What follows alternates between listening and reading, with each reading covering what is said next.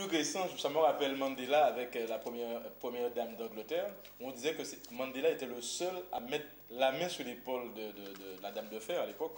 C'est la dame de fer, on l'appelait, il me semble. Oui, tout à fait. D'accord, mais ça n'empêche pas qu'il y avait quand même un respect dans cette amitié. Oui, tout à fait. Il faut savoir honorer le rang de la personne, même si on demeure des amis. Lui donner le respect. La Bible dit de donner l'honneur à qui l'honneur est dû, même si c'est ton ami. Tu dois lui donner ce respect. En fait, les dangers, c'est aussi l'abus, la profitation. Est-ce que parce que tu es mon ami, que je dois abuser, c'est-à-dire de tes biens, de tes affaires, de tout ce que peut me procurer de positif cette amitié? Alors, voilà, excusez-moi. Merci. Alors, voilà, il y a une question qui me parvient. Toujours dans les dangers, est-ce qu'on peut parler d'exagération? Comment on appelle ça? L'exagération et le manque de recul dans l'amitié. Qu'est-ce que tu voudrais dire vis-à-vis de ça? Oui, c'est là qu'intervient la légèreté.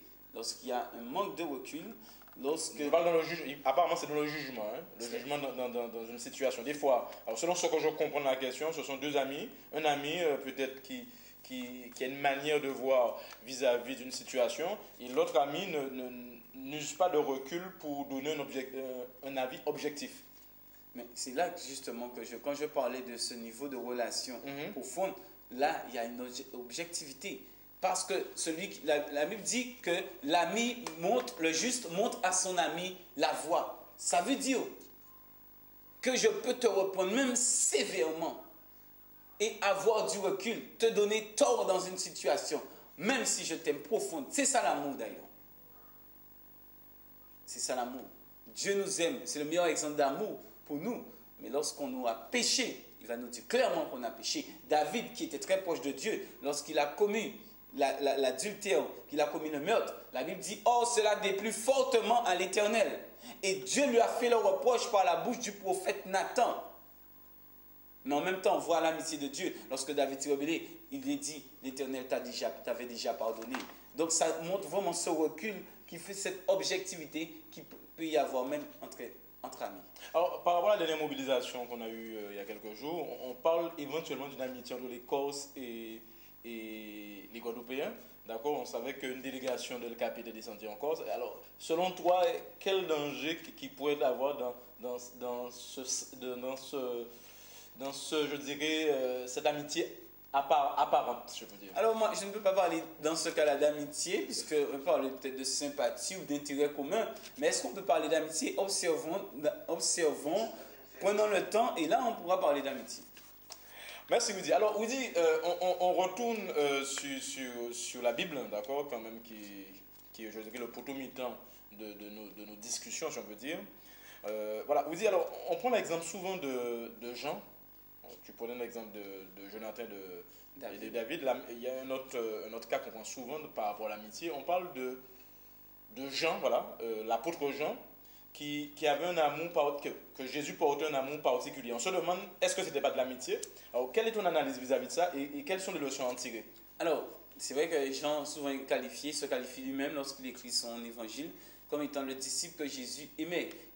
La Bible nous montre qu'il était penché sur la poitrine de Jésus, etc. Lorsqu'ils ont posé la question, Jésus a dit, l'un de vous me trahira. C'est à Jean qu'il a été. Si on analyse le texte, qu'il a donné la réponse en disant, celui qui a mis la main avec moi dans le plat, c'est lui qui me livrera. Donc c'est vrai qu'il existait cette amitié. Il y avait une amitié aussi entre Jésus et Lazare. D'accord, celui que tu aimes est malade. Et Jésus a fait tout un déplacement pour aller ressusciter son ami Lazare parce qu'il aimait aller chez Marthe et Marie se reposer. Alors, Marthe et Marie apparemment sont vus aussi comme des amis. Voilà, Marie particulièrement, voilà, comme quelqu'un de très proche de Jésus. C'était vraiment une famille d'accueil pour lui. Il a lié une amitié, je le pense vraiment fortement, avec ces trois personnes, cette famille. Mais il y a un niveau plus fort qui existe entre Jean et Jésus. C'est à Jean que Jésus a confié sa mère. Parce que c'est lui qui était le seul disciple à la croix lorsque tous l'avaient abandonné. Ça montre vraiment un attachement très profond. Ça montre qu'un ami ne nous lâche pas dans les moments les plus difficiles de notre vie. Alors, est-ce qu'on pourrait dire, sans casser ton flot, que si quelqu'un n'est pas prêt, c'est une image, hein, si quelqu'un n'est pas prêt à confier sa maman à un soi-disant ami, c'est pas un vrai ami. Alors, je parle de quelque chose, la maman symbolise quelque chose d'important. De très fort. Jésus allait partir de la terre, sa mère qui l'a tant aimé, excusez-moi, s'il fallait choisir quelqu'un, il faut que ce soit quelqu'un vraiment digne de confiance, un très proche. Et les très proches, ce sont des amis, Stéphane. Alors on peut se poser la question que si un soi-disant ami ne nous confie pas quelque chose d'important, c'est qu'on a à s'interroger sur la relation. Si un ami n'est pas prêt peut-être à me confier sa maison, je ne sais pas, hein, je n'ai pas accès à sa chambre, est-ce que je peux aller jusque-là? Jusque-là, non, on ne sait pas. Il y a différents niveaux d'amitié. D'accord? Sachez quel est le niveau d'amitié que vous avez avec. Avoir l'honnêteté d'analyser son niveau d'amitié. Vos différentes amitiés. Alors, de toute manière, dans la Bible, il nous est montré qu'il y a des relations. Dieu veut avoir des relations très proches. Jésus était Dieu, même s'il était humain sur la terre. Donc, ça veut dire que Dieu, on voit l'amitié entre Dieu et Abraham. Abraham fut appelé ami de Dieu. Moïse, on sait que c'était aussi un ami de Dieu. La Bible, particulièrement, nous donne, il y a un verset qui m'a toujours attiré mon attention. Il est dit, celui qui a de nombreux amis les a pour son malheur. D'accord? Ça veut dire, toutes amis, pas amis. Mais il est tel ami plus attaché qu'un frère. Quel est cet ami plus attaché qu'un frère? Je crois, Stéphane, aujourd'hui, à un moment, je me disais c'était Jésus. Mais Jésus, nous lui avons passé notre Dieu, mais c'est notre grand frère aussi, spirituellement. Je crois profondément que cet ami, c'est le Saint-Esprit, tellement lié à nous, proche de nous, qui ne peut jamais nous lâcher, ne nous abandonnera jamais, à qui nous pouvons faire appel à tout moment. Cet ami qui est toujours là pour nous soutenir, comme l'indique son nom, le paraclète.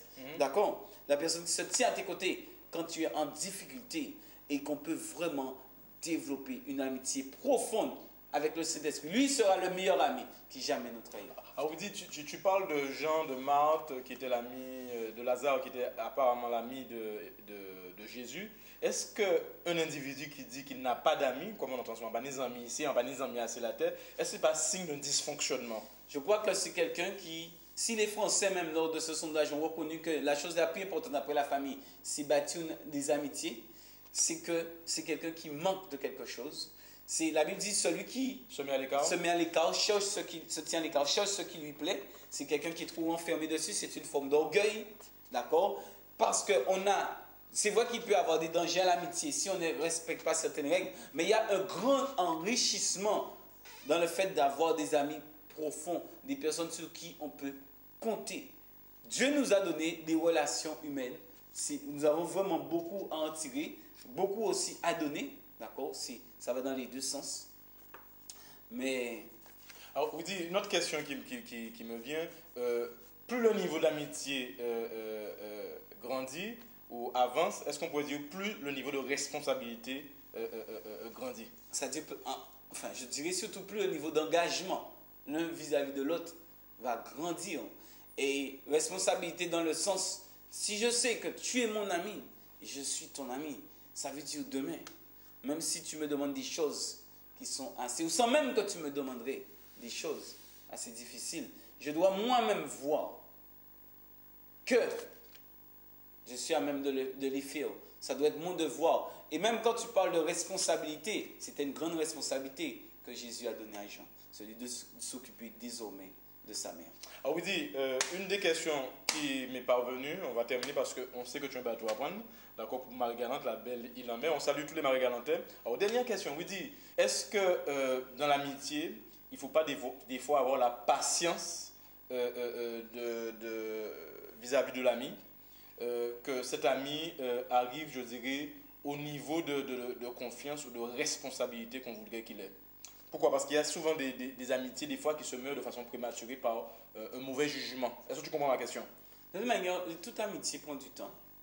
Et même si j'ai des relations amicales, Dieu m'a béni assez fortes, mais ça a toujours pris du temps. Même si Dieu les a créés, mais ça a pris du temps pour qu'on sache jusqu'où on peut aller dans notre amour, c'est-à-dire même que l'amour est censé ne pas avoir de limite, mais de dire jusqu'où notre confiance mutuelle peut aller. Ça demande du temps.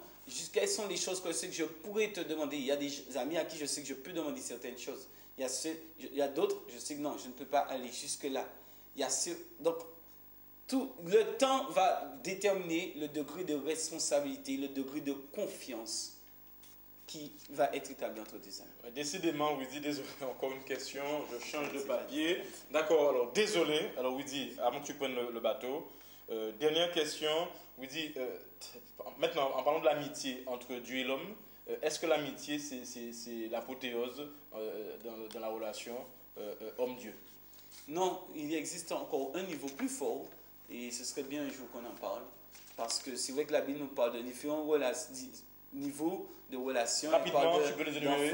D'enfants, une relation d'enfant, une relation d'état de fils, d'accord? On arrive à la position de fils, elle parle d'état de serviteur, je n'ai pas le temps de rentrer en profondeur. Elle parle aussi le fait de niveau d'amitié. Jésus a dit aux disciples, je ne vous appelle plus serviteur mais ami, parce que l'ami, le serviteur ne fait pas ce que fait son maître, mais moi je vous ai dit tout ce que j'ai appris de mon Père.